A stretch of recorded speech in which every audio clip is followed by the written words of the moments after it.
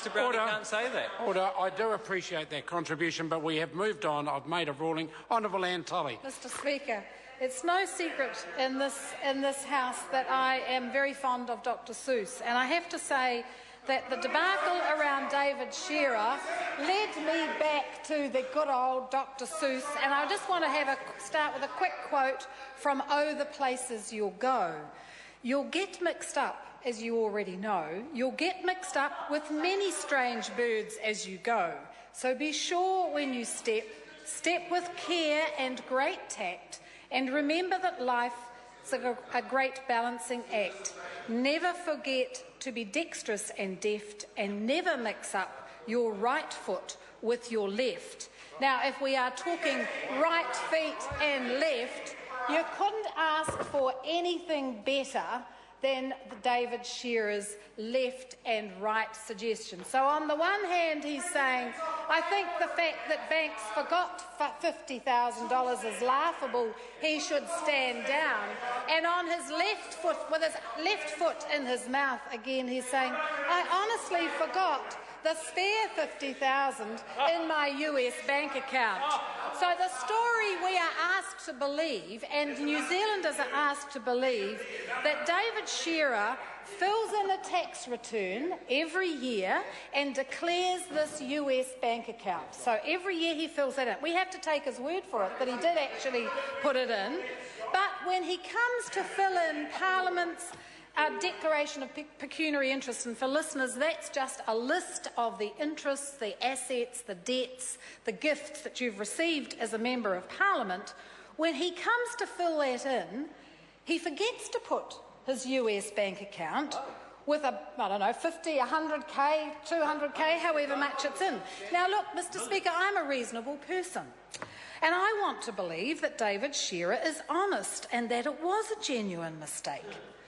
But he didn't just do it one time. He didn't just do it twice. Three. He didn't do it just 3 times. He did it 4 times. 4 times. He filled in his tax return and he filled in his pecuniary interest, and it wasn't there. Hallelujah. So now, you have to say that there are hugely double standards displayed here, and that's no surprise because Labor are at it all the time. We've come to expect that for them. But I have to say, even the most generous of person couldn't possibly think that you could make that genuine mistake 4 times. 4 years. Now, I went and looked up David Shearer's CV, and it says lots of nice things about him, and I've always thought he was a nice man. Nice man, yeah, really nice man. What a shame he's the leader of the Labor Party, but, he says in it that my belief in social justice naturally led me to the Labor Party. And he says lots of other things. He's got experience running large-scale relief operations. He's got considerable managerial and financial skills. So he's got all of those skills, and that's all very nice, but he remembered to fill in his tax returns. He remembered to put into his pecuniary interest his Westpac account, but he forgot a stash in New York of 100k. We think it's 100k, a secret stash. He forgot to put that in.